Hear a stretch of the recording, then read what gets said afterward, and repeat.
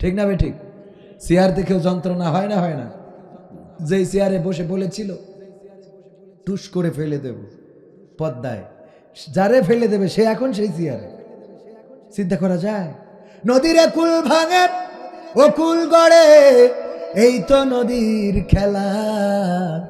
সকাল বেলার রাজা তুমি, ফকির সন্ধ্যা বেলা। ঠিক না বে ঠিক? এই কথাগুলো ইতিপূর্বে অতীতে আমাদের বলে গিয়েছেন, আমাদের শুনিয়েছেন, কিন্তু আমরা কথাগুলোর ভারত্ব বুঝি নাই অথবা মূল্য দিই নাই। ওগো আমার কলিজার টুকরারা, ওগো আমার ভাইজানেরা, আমার দিনী, আমার মুসলমানেরা, আজকে আমরা যারা এখানে এসেছি আল্লাহ যাদের কবুল করেছেন তারা ছাড়া আসতে পারে নাই। যারা উঠে যাবেন তারা তাদেরকেও আল্লাহ এখানে শেষ পর্যন্ত রাখতে চাইবেন না, এই জন্য উঠে যাবেন। আল্লাহ রাব্বুল আলামিন বলেছেন, ইয়া আইয়ুহাল্লাযীনা আমানু দুখুলু ফিস সিলমি কাফা ওয়া লা তাত্তাবিউ খুতুওয়াতিশ শাইতান ইন্নাহু লাকুম আদুউম মুবিন। আমার আল্লাহ বলছেন, ওগো ঈমানদারেরা, তোমরা ইসলামের মধ্যে পরিপূর্ণভাবে দাখিল হয়ে যাও, পরিপূর্ণভাবে প্রবেশ করে নাও, নিজেদেরকে ইসলামের মধ্যে পরিপূর্ণভাবে ঢুকিয়ে দাও। আর তোমাদের বলে দিচ্ছি শুনে নাও, তোমরা শয়তানের পদাঙ্ক অনুসরণ করো না, কারণ সে তোমাদের প্রকাশ্য দুশমন। কথাটা কার? আল্লাহ আমাদেরকে সাবধান করালেন।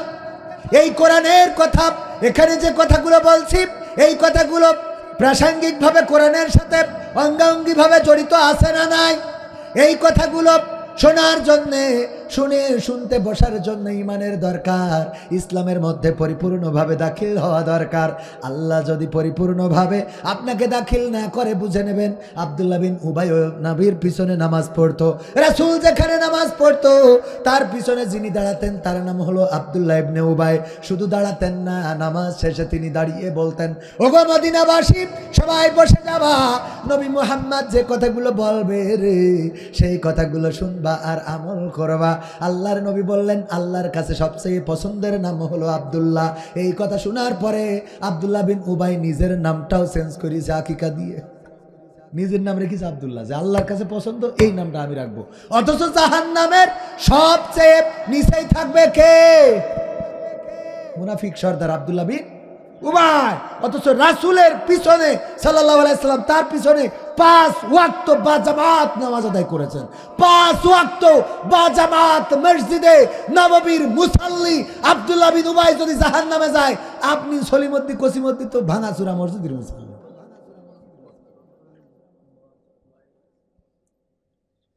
ওগো আমার ভাইরা, পর্দার অন্তরালে মা বোনেরা আছেন, যে ওয়াজগুলো কবরের জন্য বলছি সেগুলো মা বোনদের জন্যও প্রযোজ্য, ঠিক কিনা? চেহারার বড়াই, ক্ষমতার বড়াই মা বোনদের জন্যও প্রযোজ্য, কারণ এই দেশে ক্ষমতার বড়াই নারীরা বেশি দেখাইছে, ঠিক না বেটে? যাই হোক, আমার ভাইজান বলেছেন মা বোনদের জন্য দুটো একটা কথা শোনাতে চাই। আল্লাহ বললেন, ওয়া করানা ফি বুয়ুতিকুন্না ওয়ালা তাবাররাজনা তাবাররুজাল জাহিলিয়াতিল উলা। ওগো নারীরা, পর্দার মধ্যে থাকো, জাহিলি যুগের মেয়েদের মতো সেজে গুজে নিজেদেরকে প্রদর্শন করে বেড়ায়ও না। কথাটা কার? সবাই চিল্লায়ে বলেন, কথাটা কার? আরো জোরে বলেন, কথাটা কার? আল্লাহর নাম বলতে যদি কষ্ট হয়, কবরে যাওয়ার পরে প্রথম যে কথাটা বলা লাগবে, মান রব্বুকা, বলতে হবে রব্বি আল্লাহ। কি বলতে হবে? রব্বি আল্লাহ।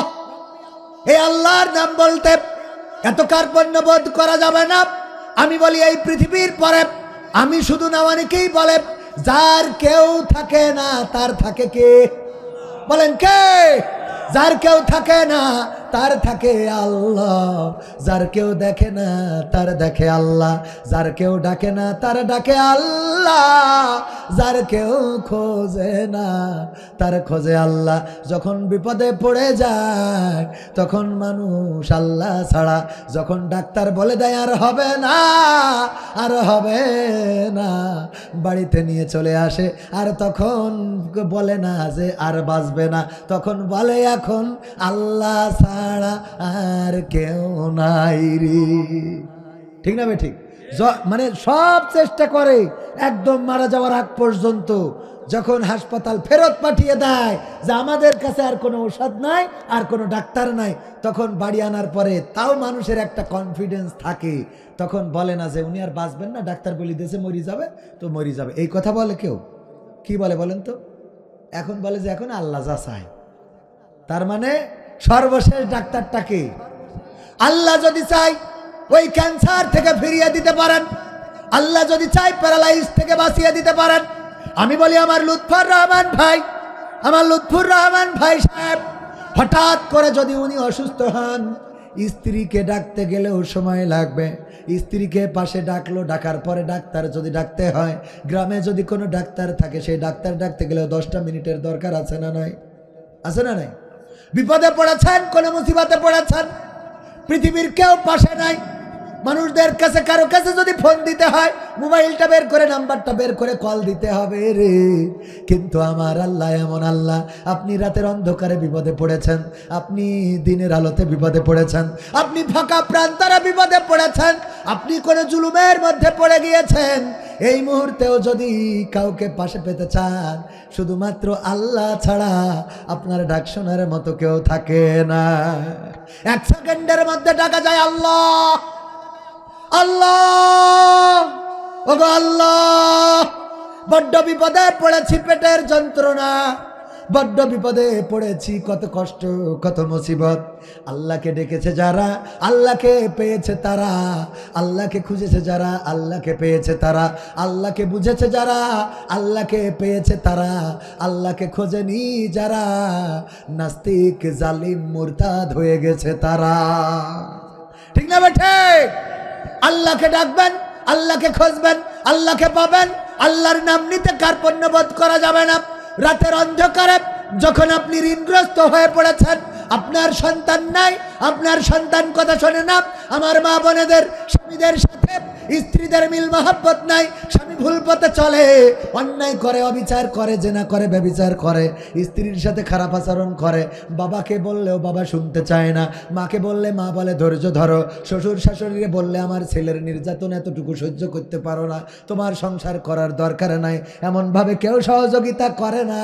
কিন্তু যদি কেউ তাহাজ্জুদের যায় নামাজে মাথাটা আল্লাহর কাছে নুইয়ে দেয় আর চোখের পানিটা আল্লাহর কাছে ছেড়ে দেয়, ওগো আমার রব, আমার স্ত্রী কথা শোনে না, আমার স্বামী কথা শোনে না, আমার স্বামী ভালোর পথে চলে না, আমার স্বামী অন্যায় করে, অবিচার করে, ব্যভিচার করে, ওগো আল্লাহ, তুমি যদি চাও তাইলে আমার স্বামীকে হেদায়েত নসিব করে দিতে পারো, তাহাজ্জুদের যায় নামাজের পানি আল্লাহর কাছে কবুল হয়ে যেতে পারে। বলেন সুবহানাল্লাহ। একজন ব্যক্তি ছিল, কন্যা সন্তান, 1টা 2টা 3টা করে 4টা 5টা হয়ে গেছে। 4 নম্বর কন্যা সন্তান হয়ে যাওয়ার পরে 5 নম্বর কন্যা সন্তান, 5 নম্বর যখন পেটে গর্ভবতী স্ত্রী বলল, তোমার যদি এবার কন্যা সন্তান হয় তাইলে কিন্তু তোমার আমি রাখবো না, তোমার সংসার করা হবে না, বাড়ি থেকে বের করে দেব। ওই নারী চিন্তা করলো, আরে সন্তান তো আমি বানানোর কোনো ক্ষমতা আছে নাকি? আল্লাহ বলেছেন আমি যাকে চাই তাকে ছেলে দিই, যাকে চাই তাকে মেয়ে দিই, যাকে চাই তাকে ছেলেও দিই, মেয়েও দিই, আর যাকে চাই তাকে কিছুই দিই না। এখতিয়ার কার? আল্লাহ যাকে চান ছেলে দেন, মেয়ে দেন, কাউকে শুধু ছেলে, কাউকে শুধু মেয়ে, কাউকে ছেলে মেয়ে ভাজিয়ে দিয়েছেন, আর কাউকে কিছুই দেননি। ওগো আমার ভাইয়েরা, 4 নম্বর সন্তান 5 নম্বর গর্ভে। ওই স্ত্রী, ওই রমণী বলল, হে রব, আমি কি করে বাঁচবো? আমার তুমি সন্তান দাও, কন্যা হয়, আর আমার স্বামী আমার উপরে নির্যাতন করে, জুলুম করে, আমার তো সন্তান বানানোর ক্ষমতা নাই, তোমার পরে আমি সন্তুষ্ট, তুমি যেটা চাও সেটা দিতে পারো। 5 নম্বর সন্তান, সেটাও হলো কন্যা। আবার জুলুমের মাত্রা বেড়ে গেল। 6 নম্বর সন্তান, তখন আরো জুলুমের মাত্রা বাড়িয়ে দিল, এবার তোমার অবশ্যই পুরুষ সন্তান হতে হবে, আমি একটা ছেলে সন্তান চাই, আমার যেন দুনিয়ায় একজন বংশের বাতি থেকে যায়, এটা তোমার করে দিতে হবে। 6 নম্বর সন্তানও হলো কন্যা সন্তান। 7 নম্বর যখন গর্ভে, তখন বলল, এটা তোমার লাস্ট চান্স, আর কোনো চান্স দেয়া হবে না। আর নির্যাতন তো করে স্বামী, সেই নির্যাতনের মধ্যে আল্লাহর ডাকা ছেড়ে দেয় নাই ওই রমণী, ওই স্ত্রী আল্লাহকে ডাকা ছেড়ে দেয় নাই, আল্লাহকে ডেকে বললেন, ওগো রব, আমার তোমার প্রতি কনফিডেন্স আছে, তোমার প্রতি বিশ্বাস আছে, তুমি আমার পরে এমন কোনো বোঝা চাপাও না যেটা আমি বইতে পারবো না। আমি যতদিন বইতে পারবো তুমি যেই বোঝা দাও আমি বহন করতে আপত্তি নাই। ওগো রব, তুমি যদি চাও ছেলে দিতে পারো, তুমি যদি চাও মেয়ে দিতে পারো, আর তুমি যদি চাও আমার স্বামীকে হেদায়েত করে দিতে পারো। ওই স্বামী রাতের অন্ধকারে স্বপ্নে দেখছেন পরকালের ময়দানে হাসরের মাঠে দাঁড়িয়ে গিয়েছে। কিয়ামতের ময়দান, হাসরের ময়দান কায়েম হয়ে গেছে, তার বিচার ফয়সালাও হয়ে গেছে। আমলনামা বাম হাতে পেয়েছে, মিজানের পাল্লা বাম দিকে ভারী হয়েছে। যখন জাহান্নামে যাওয়ার চূড়ান্ত সিদ্ধান্ত হয়ে গিয়েছে, ফেরেশতারা টেনে নিয়ে যাচ্ছে। যখন জাহান্নামের প্রথম জাহান্নামের দরজার কাছে গেছে, যে দেখে যখন জাহান্নামে ধাক্কা মেরে দেবে, ওই জাহান্নামের দরজায় বড় মেয়েটা দাঁড়ানো। বড় মেয়ে বলছে, ওগো জাহান্নামের ফেরেশতারা, আমার পিতাকে জাহান্নামে ঢুকতে দেব না, জাহান্নামে ফেলতে দেব না, কারণ আমার পিতা আমাদেরকে মানুষ করেছে, লালন পালন করেছে, আমাদেরকে খাইয়েছে, বড় করেছে। সুতরাং আমার পিতাকে আমি জাহান্নামে ফেলতে দেব না।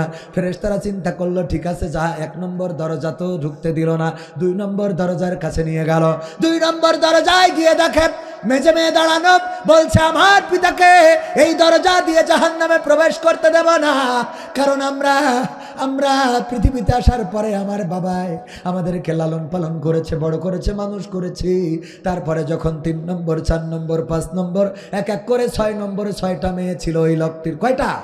6 নম্বর দরজায় গিয়ে দেখলো 6 নম্বর কন্যা দাঁড়ানো, বলল আমার বাবাকে জাহান্নামে ফেলতে দেব না, দেব না, দেব না।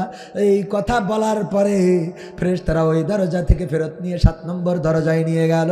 সেখানে আর কোনো কন্যা সন্তান নাই, ওই জায়গায় জাহান্নামের মধ্যে ফেলে দিয়েছে। স্বপ্নের মধ্যে জাহান্নামে যখন ধাক্কা মেরে ফেলে দিয়েছে, হঠাৎ ঘুম ভেঙে যায় না, যায় না? মানুষ বিপদে পড়লে পরে হঠাৎ করে ঘুম ভেঙে যায়। লোকটির ঘুম ভেঙে গেল। ঘুম ভেঙে যাওয়ার পরে গা ঘেমে ঘরমাক্ত হয়ে একেবারে খুবই খারাপ অবস্থা। স্ত্রী তাড়াতাড়ি করে উঠলেন। স্ত্রী বললেন, ওগো স্বামী, কি এমন হলো?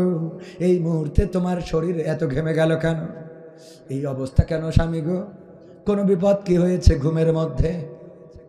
স্বামী বলল, ওগো আমার স্ত্রী, তোমার কাছে চাওয়া আর কিছু না, গর্ভে যে সন্তানটা আছে এই সন্তানটা যেন কন্যা সন্তান হয়,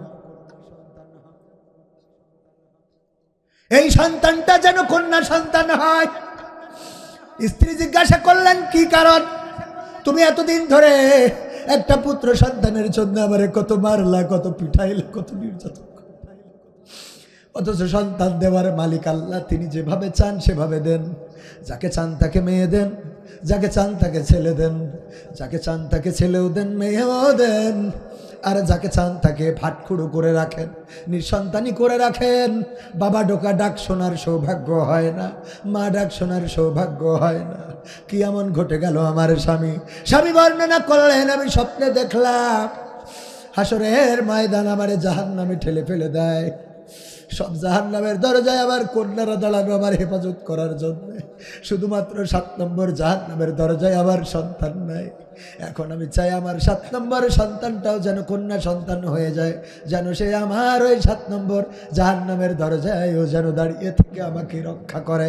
ওগো আমার ভাইয়েরা, ওগো আমার মায়েরা, বোনেরা, কন্যা সন্তান হইলে রাগ করা যাবে না। দোয়া করলে দোয়া শোনার মালিককে। আল্লাহর নবী ইউনূস আলাইহিস সালাম পানির মধ্যে থেকে ডাক দিলেন, বললেন, হে রব, লা ইলাহা ইল্লা আনতা সুবহানাকা ইন্নী কুনতু মিনাজ জালিমিন। ওগো আমার রব, তুমি ছাড়া এই পৃথিবীতে সত্য ইলাহ বলে কেউ নাই। তুমি পবিত্র, তুমি মহা পবিত্র। আল্লাহ, আমি ঘোষণা করে দিচ্ছি, আমি আমার পরে জুলুম করে ফেলেছি, আল্লাহ ক্ষমা করো আমারে। আমি আমার পরে জুলুম করেছি, আল্লাহ। আল্লাহ রাব্বুল আলামিন ইউনূস আলাইহিস সালামকে বললেন, জুন্নুন গো শোনো মাছলা, তুমি যখন ওই রাত্রে আমার কাছে ডাক দিলে পানির মধ্যে, তুমি ছিলে মাছের পেটের মধ্যে, তুমি ছিলে রাতের অন্ধকারের মধ্যে, নৌকা থেকে ফেলে দেওয়া হয়ে গেল, মাছ তোমাকে গিলে নিয়ে চলে গেল, তার মধ্যে তোমাকে আমি বাঁচিয়ে রাখলাম। শুধু না, ওই জায়গা থেকে যখন আমাকে ডাক দিয়েছো, পৃথিবীর কোনো মানুষ শোনে নাই, পৃথিবীর কোনো পশু পাখি শোনে নাই, তোমার আপনজনেরা শোনে নাই। তুমি অপরাধ স্বীকার করে নিয়েছো যে আমি ছাড়া আর মহাপবিত্র কেউ নাই, আমি ছাড়া সত্য ইলাহ কেউ নাই, আর তুমি জুলুম করেছো, তোমার পরে এটা স্বীকার করেছো। আমি আল্লাহ তোমার ডাক শুনলাম, মাছের পেটের মধ্যে যন্ত্রণা বাড়িয়ে দিলাম, মাছ তোমাকে নিরাপদ জায়গায় আবার রেখে আসলো। বলেন সুবহানাল্লাহ। ইব্রাহিম আলাইহিস সালাম বললেন, ইয়া বুনাইয়া ইন্নী আরা ফিল মানামি আন্নী আযবাহুকা ফানজুর মাযা তারা। হে আমার সন্তান, আমি স্বপ্নে দেখেছি আমি তোমাকে জবাই করে দিচ্ছি। সন্তান বলল, বাবা স্বপ্ন দেখার মতো আর কিছু খুঁজে পাইলেন না, আমারে জবাই করার মতো স্বপ্ন দেখলেন, বলেছেন নাকি এই কথা? বলেছেন? এই কথা বলেন নাই। সন্তান বললেন, কলাব ইয়া আবাতি ফাল মা তুমারু সাতাজিদুনি ইনশাআল্লাহু মিনাস সাবিরিন। ওগো আমার বাবা, ইয়া আবাতি, ওগো আমার বাবা, আপনি যেটা স্বপ্ন দেখেছেন সেটা বাস্তবায়ন করেন। আমি আল্লাহর জন্য জবাই হতে কোনো আপত্তি নাই, আমি জবাই হতে রাজি আছি আল্লাহর জন্য। আপনি অবশ্যই আমাকে ধৈর্যশীল হিসাবে পেয়ে যাবেন। ছুরি চালানো শুরু করে দিলেন। বলেন দেখি, ছুরিতে কাটতে পেরেছে নাকি? পেরেছে না? ছুরিতে কাটতে পারে নাই, কারণ নিবেদিত ছিল কার জন্যে? কার জন্যে? আল্লাহর জন্য। শয়তান এসে বলল, ওগো ইসমাইল, জানো নাকি তোমারে কই নিয়ে যায়? কই না, জানি না, এতটুকু জানি আব্বা কোনো আত্মীয়ের বাড়ি অথবা কোনো দরকারে নিয়ে যাচ্ছে। বলল, না না, তোমারে নিয়ে যায় জবাই দেওয়ার জন্যে। মা বোনেরা, এই অস্ত্র আপনাদের জানা দরকার, কেমন সন্তান গড়ে তোলা দরকার। যেই ইসমাইল ছিল মরুর প্রান্তরে, কোনো পরিবার ছিল না, সংসার ছিল না, কোনো মানুষ সমাজ ছিল না, কোনো গাছ ছিল না, পাখি ছিল না, পশু ছিল না। এই মরুর প্রান্তরে শুধুমাত্র মা হাজেরা আর ইসমাইল, আর কেউ কি ছিল? আর কেউ ছিল না। পানি নাই, খাবার নাই, গাছ নাই, ঘর নাই, বাড়ি নাই, কিছু নাই, শহর নাই, নগর নাই। এর মধ্যে হাজেরা আলাইহিস সালাম এত সুন্দর করে সন্তানকে গড়ে তুললেন। পানির অভাবে ছাপা মারোয়া দৌড় দিলেন। হাজিরা গেলে এখনো ছাপা মারোয়া দৌড় দেওয়া লাগে, ছাই করা লাগে। ও আমার ভাইয়েরা, জমজম কূপের পানি তৈরি হয়ে গেল, ওসব ঘটনার মধ্যে যাওয়ার দরকার নাই। শুধু এতটুকু বোঝাতে চাই, মা বোনেরা আমার, সন্তানকে কেমন করে লালন পালন করতে হবে। হাজরা আলাইহিস সালাম সন্তানকে এমন শিক্ষা দিলেন। শয়তান এসে বলল, কোথায় নিয়ে যায় তোমার আব্বা, জানো নাকি? কয় না, জানি না। তোমার আব্বা তো নিয়ে যায় তোমারে জবাই দিতে। কয় আব্বা কোনোদিন কি জবাই দিতে পারে? কয় তোমার আব্বার আল্লাহ বলেছে যেন তোমারে জবাই দেয়। কয় আমার আব্বার আল্লাহ তোমার কি? তার মানে তুমি শয়তান। আমার মার কাছে শুনেছিলাম এমন একজন শয়তান আছে যে ভালো কাজে বাধা দেয়, যে ভালো কাজে বাধা সৃষ্টি করে, যে ওয়াসওয়াসা দেয়, ধোঁকা দেয়। তুমি আমারে ধোঁকা দিতে এসেছো শয়তান, তোমারে চিনতে আমার কোনো অসুবিধা হয় নাই। পাথর ছুড়লেন। আজও হাজিরা পাথর ছোড়ে না, ছোড়ে না। এই শিক্ষা কোথায় পেয়েছিল? মায়ের কাছে। কোথায় পেয়েছিল? মায়ের কাছে। মা কেমন শিক্ষা দিয়েছেন? বাবা নিয়ে যাচ্ছে, শয়তান কিডা, কিভাবে ধোঁকা দেয়, প্ররোচনা করে, সব শিক্ষা দিয়া শেষ। বাচ্চা শিশুরে নিয়ে যায়, সেই শিশু কয় শয়তান আমারে জবাই করবে, ধোঁকা দাও। তুমি পাইছাও কি? আমি তো আমার পিতা যা করবে। শুধু তাই না, কুরআনে আল্লাহ রেকর্ড করে দিয়েছে। আল্লাহ বলছে, সন্তান বলল, কলা ইয়া আবাতি ফাআল মা তুমারু সাতাজিদুনি ইনশাআল্লাহু মিনাস সাবিরিন। আল্লাহ বলছে যে, সন্তান কত সুন্দর করে বলল যে, আব্বা আপনি স্বপ্নে দেখেছেন, কাজ সেরে ফেলেন, জবাই করেন, আপনি আমাকে আল্লাহর জন্য ধৈর্যশীল পাবেন। সুবহানাল্লাহ। আর আমরা সন্তান তৈরি করি, বউ দেখ আমার ছেলে, বল পরিমণি, শাহরুখ খান, সালমান খান, ঐশ্বরিয়া রায়, কারিনা কাপুর, দেখেছি সবার নাম জানে, সবার নাম জানে। আর একটা ক মৌসুমীর কথা ক, আব্বা মৌসুমী, বুবলি। গর্বের, প্রাউড ফিল করি, ঠিক না বেঠিক? বঙ্গবন্ধুর ড্রেস পরিছে, বঙ্গবন্ধুর ভাষণ দেয় পিছনে হাত দিয়ে, প্রাউড ফিল করি। অথচ রাসূলের একটা হাদিস জানে না। বঙ্গবন্ধু কবরে যা, ও তো বিপদে, তোরও বিপদে ফেল, ঠিক না বেঠিক? যেমন সাজো, যেমন ইচ্ছা তেমন সাজো, সব এই সাজে সেই সাজে। রাসূলের আদর্শে নিজেকে সাজাও, মনে থাকবে? শুধু তাই নয়, সন্তান পিতাকে এই কথাটা মা বোনদের জন্য দরকার। পর্দার কথা বলো, পর্দা তো করেই করি সেজে বুঝে, তারপরে যেই পার্কে যেই খোলে, পার্কে যাই তারপরে মুখ খোলে। আসছে সামনে লাইলাতুল ফেব্রুয়ারি, মোটরসাইকেলে গিয়ার, ওর জন্য 3 পিস কিনতে হবে। বলি দেশে যে 3 পিস না কিনে দিলে আমি বলে মকসেদ মেম্বারের ছেলের সাথে চলে যাবো। এইবারও কলার খান্দি চুরি করি তো 3 পিসের টাকা গুছাই। ঠিক না বেঠে? ওগো আমার ভাইয়ারা, ওই দিকে আজকে বলবো না। ইসমাইল আলাইহিস সালাম বললেন, ওগো পিতা, তবে আমার তিনটা ওসিয়ত কি? তিনটা একজন মৃত মানুষের হক থাকে দুনিয়ার পরে, তার জীবিত আপনজন যারা থাকে তাদের প্রতি হক থাকে। কয়টা কেউ কি বলতে পারবেন?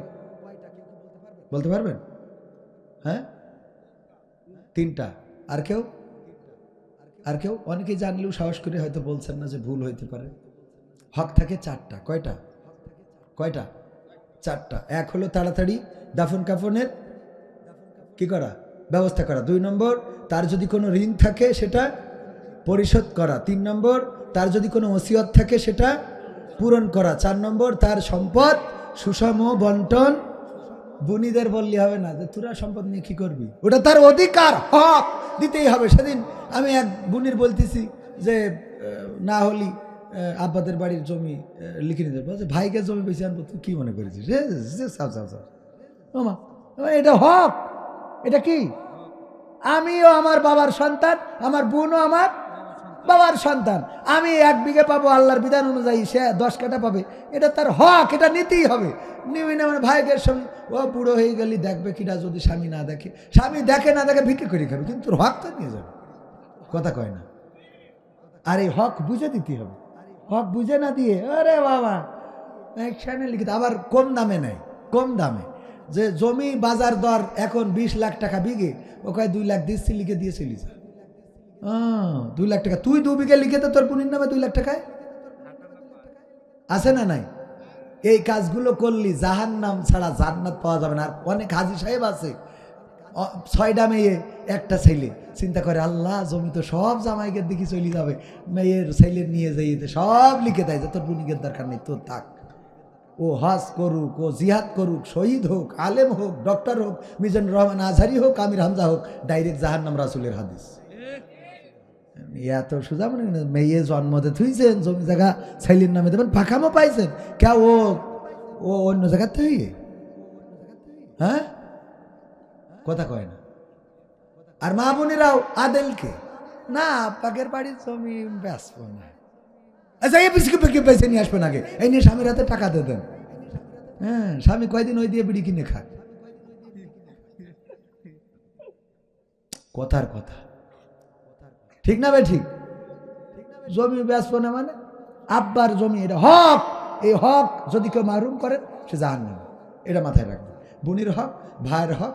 ওই যে মেয়ে হয়েছে, হওয়ার পরে ছেলে নাই, ভাইয়ের ছেলে আছে, তাড়াতাড়ি করে মেয়ের নামে জমি লিখে না, অথচ এটা করা যাবে না। আপনার মেয়ে হয়েছে, আপনি অটোমেটিক মারা যান, সন্তান যা পাওয়ার পাবে, ভাই ভাতিজা যা পাওয়ার পাবে, এটা আল্লাহ নির্ধারিত বিধান। আপনি আল্লাহর বিধানের বাইরে পণ্ডিতি করেন, এ তো ওই হিল্লা বিয়ের মতো, তালাক দিয়ে ফেলেছে। ফেলার পরে এবার কি ব্যাপার, আল্লাহ বলিস আর এক জায়গায় বিয়ে না হলি ওটা নিয়ে যাবে না, ওর দাদার সাথে যার মেশিন নষ্ট, ওর সাথে বিয়ে দেয়। ঠিক না বে? ঠিক। দিয়েতে নাও, এবার তালাক দাও, আমি বাড়ি নিয়ে আসি। বুদ্ধি, সত্যি কথা বলছেন, মিথ্যে কথা? হ্যাঁ, এ কথা দরকার আছে কিনা আমি বলেন, যদি দরকার না থাকে তাহলে বাদ। এইগুলো করা যাবে না।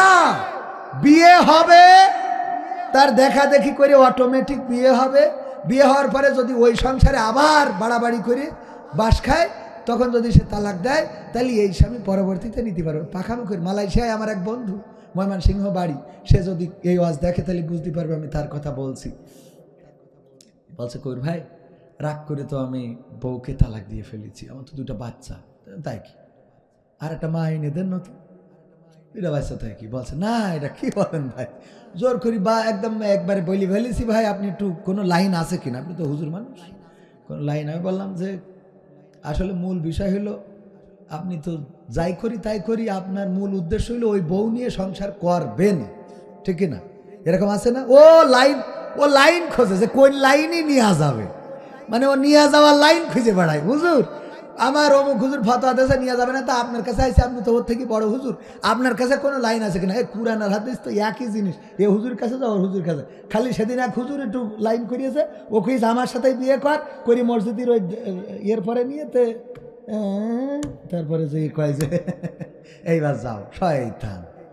এই খেয়াল করেছেন কিনা মাঝখানে নিউজ ভাইরাল? হ্যাঁ হ্যাঁ, ও বলছে অন্যের সাথে না, তোর আমার সাথেই করতে হবে।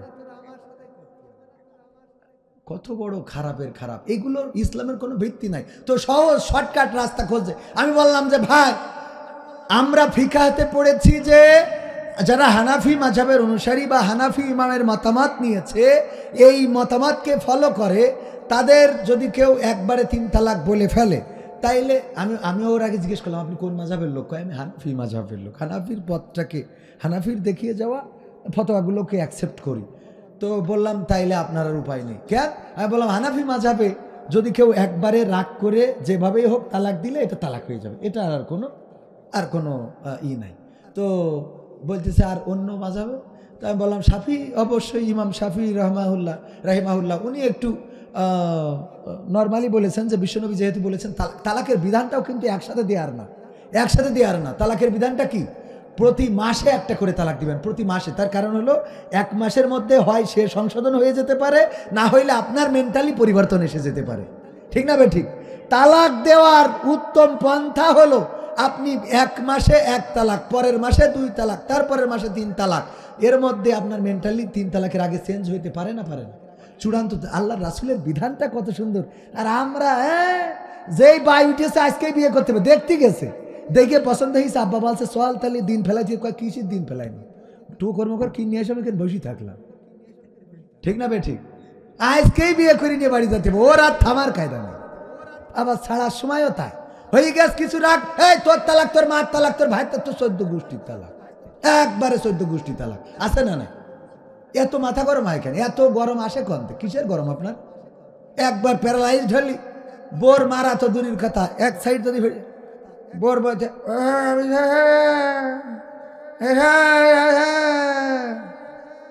ঠিক না ঠিক? বোর আগের দিন ধমকায় তরকারিতে লবণ বেশি হলো কেন, আর একদিন যদি লবণ বেশি হয় এই বাড়িতে বের করে দেব। ওই রাত্রি ঠাস করি এক সাইড পড়ে গেছে, পরের দিন লবণ বেশি হওয়া দূরের কথা মোট দিনই বাম হাত দিয়ে খাতি হাসছে আর খেয়ে বাবা খেয়ে কম হয়ে গেছে,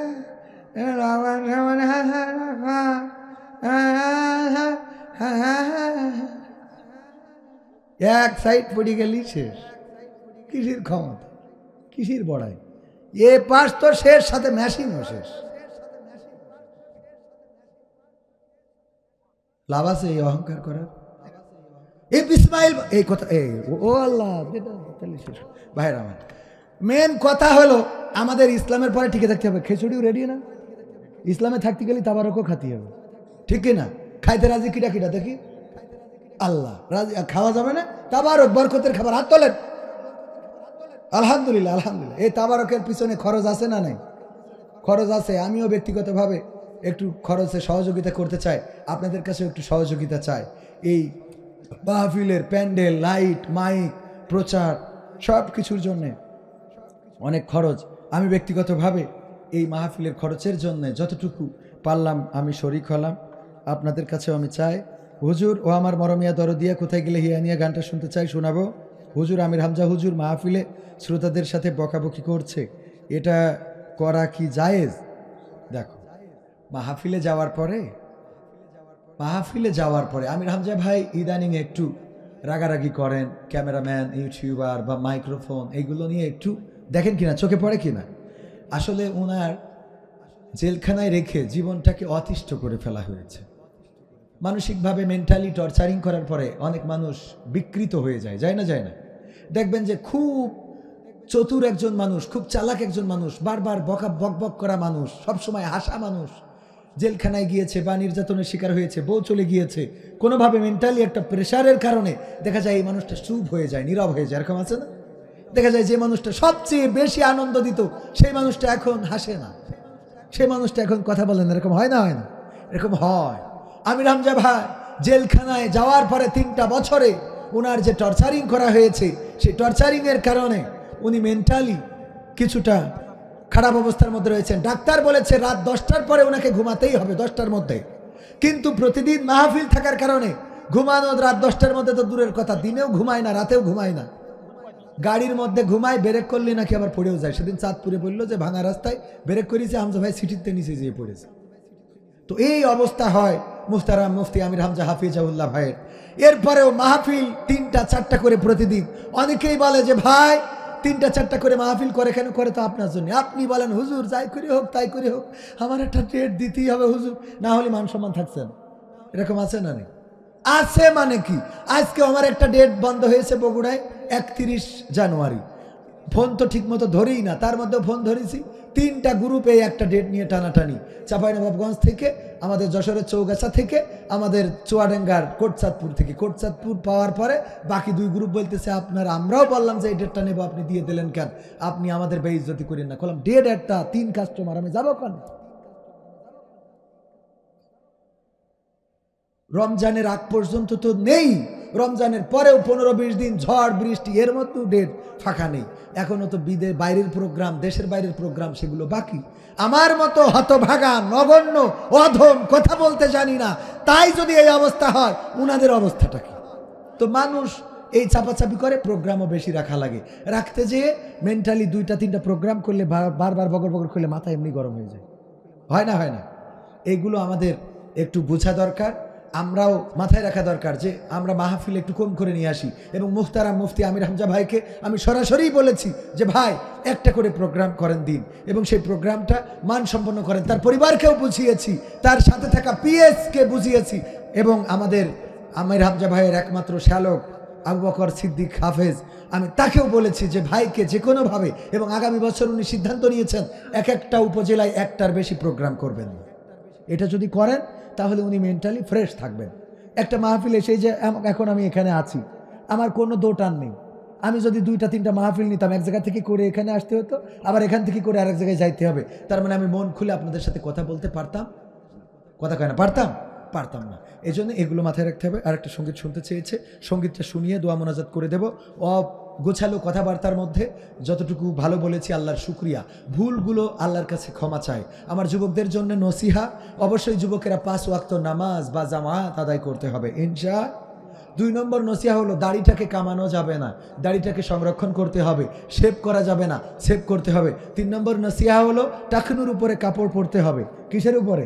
আপনি প্যান্ট পরেন, শার্ট পরেন, যা পরেন মনে চাই পরেন, কিন্তু কাপড়টা অবশ্যই টাকনুর উপরে থাকবে। প্যান্টটা, লুঙ্গিটা টাকনুর উপরে পরতে হবে, মনে থাকবে ইনশাল্লাহ। 4 নম্বর কাজ হলো সৎ কাজের আদেশ দিবেন।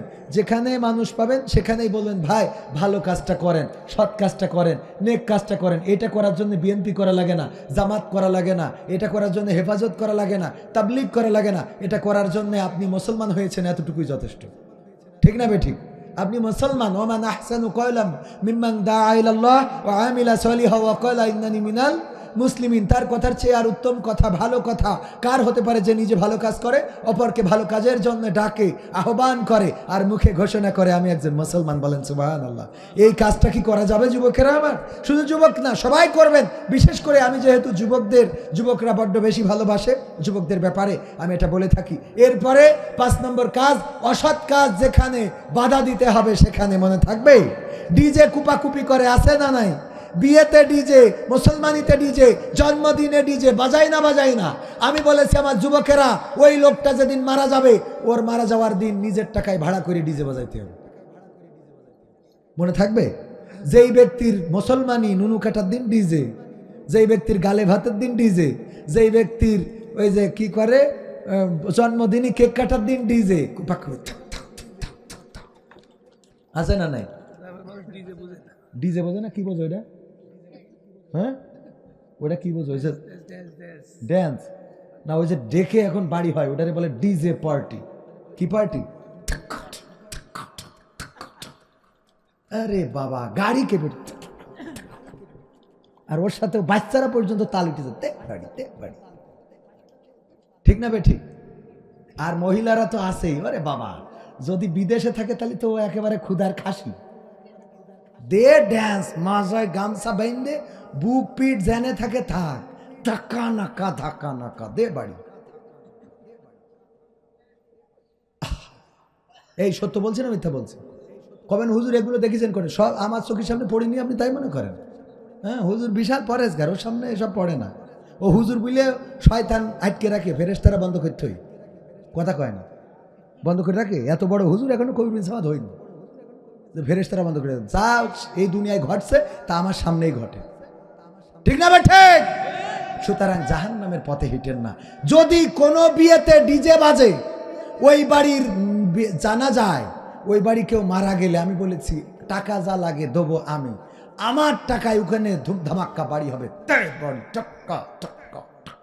দরকার হলে ওর কবরের মধ্যেও একটা স্পিকার লাগাই দেবো, ওখানেও হবে, উপরতে মেমোরি কার্ড দিয়ে বাজাই দেবো, বন্ধু তোর লাইগা রে, বন্ধু তোর লাইগা রে। ঠিক আছে তো? এগুলো করার দরকার আছে না নাই? সৎ কাজে আদেশ, অসৎ কাজে বাধা। বাধা দেওয়ার অন্যতম পলিসি হইল সে যেটা করতে চাবে ও সেটা করতে হবে। ও যার সাথে প্রেম করিছে এই মেয়েটার বিয়ে করেন, এরাম আছে না নাই? ওই বন্ধুর পোক পাক দিয়ে এমন জায়গায় বিয়ে দিতে হবে যে যে খালাতো ভাইয়ের সাথে ঘুরে বেড়াইলো টাকা নিল না। কথা কি বোঝা গেছে? ওর বিয়ে দিয়ে তারপর বলতে হবে তোর বোর বলো ওই যে মকসেদের সাথে লাইন ছিল, দেখিলাম একবার এক পার্কে ঘুরে আইলো। বিয়ে দেওয়ার পরে বলতে হবে যাতে ও বোঝে তুই একটা ঘুরে তুইলি, ওর তো নিয়ে একজন খাচ্ছে, তো তুই একটা পচা তাই নিয়ে খা, ঠিক না? ঠিক। ঘটকালি হবে, লিগাল ঘটকালি, যে যেমন তার সাথে তেমন। কুরআনও বলেছে যে যেমন তার জন্য তেমন। হ্যাঁ, বিদেশে থাকে স্বামী, স্বামী অনেক অনেক স্বামী আছে বিদেশ থেকে বোর কাছে কল করে না, ভাবির কাছে, ভাবি কেমন আছো, অনেকদিন ধরে কথা হয় না ভাবি। তুই যেমন ভাবির সাথে কথা বলিস, তোর বউ দেওয়ারের সাথে লাইন মারে। হ্যাঁ, তুমি তো আমার খোঁজই নেও না। হ্যাঁ, দেওয়ারের সাথে বিশ্বাস হয় না আপনাদের? তোর যদি ভাবি আপন হয়, ও গায়, এই যে একজন গেইছে, ওরে বউ আমার যেমন তেমন, দেওরাই আমার মনের মতো, নাকি বউ আমার যেমন তেমন, শালি আমার মনের মতন। বউ গেছে, স্বামী আমার যেমন তেমন, দেওরাই আমার মনের মতন গো। মানে স্বামীও যেমন তেমন, দেওরা, তুই গাইছিস বৌমা যেমন তেমন, শালি তোর মনের মতন, তো তোর দেওরা নিয়ে তো তুই অল্টারনেট করি খা। শয়তান জাহান্নামে জায়গা করে নিচ্ছে। কোথায় কোথায়? আমাদের আর একটা কথা, এটা শেষ কথা বলে দিই, আর একটা কথা না বললে নয়। আপনার এই যে দেখেন, মারা যাওয়ার আগে যদি কোনো নারী মারা যায়, সেদিন দেখলাম আমার চাচা, তবেল চাচা মরে গেছে, একটু এক মহিলা এসেছে, আমার চাচা, আমাদের ফুবু হয় আর কি, চাচার বোন হয়, লাস্টে জানাজা হয়ে গেছে, কবরে নামানোর মুহূর্তে এসেছে, আসার পরে বলতেছে আমার একটু শেষ দেখা দেখাই দাও। একটু খুলে দেখানো হয়েছে আমাদের মুরব্বী, আমি নাম বলবো না, পরে এই ভিডিও দেখলে আবার আমার বাড়ি গেলে কাঠি খুলে দিতে পারে। এই মহিলাদের আর দেখানো যাবে না, মহিলাদের দেখাবো। এই যে পুরুষদের মহিলাদের দেখানো যাবে না, মহিলাদের পুরুষদের দেখানো যাবে না মরার পরে। অথচ বেশি থাকতেই ভাবির নিয়ে মোটর সাইকেলে গিয়ার দিয়ে বিটির পরে ব্রেক মারলো, ঘায়ের পরে উল্টে পড়লো, ওইটা নিয়ে কথা নেই, কথা কয় না। ওইটা নিয়ে কোনোদিন মুরব্বী বলল না যে দেওয়ারের সাথে বাইকের পিছনে ডলাডলি করতে করতে হাসপাতালে যাওয়া যাবে না, বলিছে কোনোদিন? ওই যেই মরি গেছে সেই কয় না হুজুর ও তো মহিলা, আপনি ওখানে যাওয়া যাবে না, দেখা যাবে কেন হুজুর এখন ওর কাছে বিয়ে করতে যাবে। ও বেঁচে থাকতে দেখেছে কোনোদিন নিষেধ, বেঁচে থাকতে ওর বোর হাতের চিংড়ি মাছ রান্না আমি কদিন খেলাম। কথার কথা, এই ঠিক বলছি না ঠিক বলছি? এই সব জায়গা থেকে এইগুলো না বলি বলি, ওই খালি মরি যাওয়ার পরে পরে দিক থাকে না। আমাদের ইমাম সাহেব, আমাদের মাঠুয়াপাড়া মসজিদের ইমাম, তিনি ইন্তেকাল করলেন, পায়ে একটা পেরেক ফুটে ইনফেকশন হয়ে মারা গেলেন। মাদ্রাসা করেছিল একটা, দারুল কোরআন কি যেন মাদ্রাসার নামটা ভুলে যাচ্ছে, দারুস সুফা নুরানি কওমি মাদ্রাসা, এই মাদ্রাসার প্রতিষ্ঠাতা ছিলেন, মারা গিয়েছেন আমাদের বয়সী, আমাদের জুনিয়র, ছোট, একই মাদ্রাসার ছাত্র আমরা।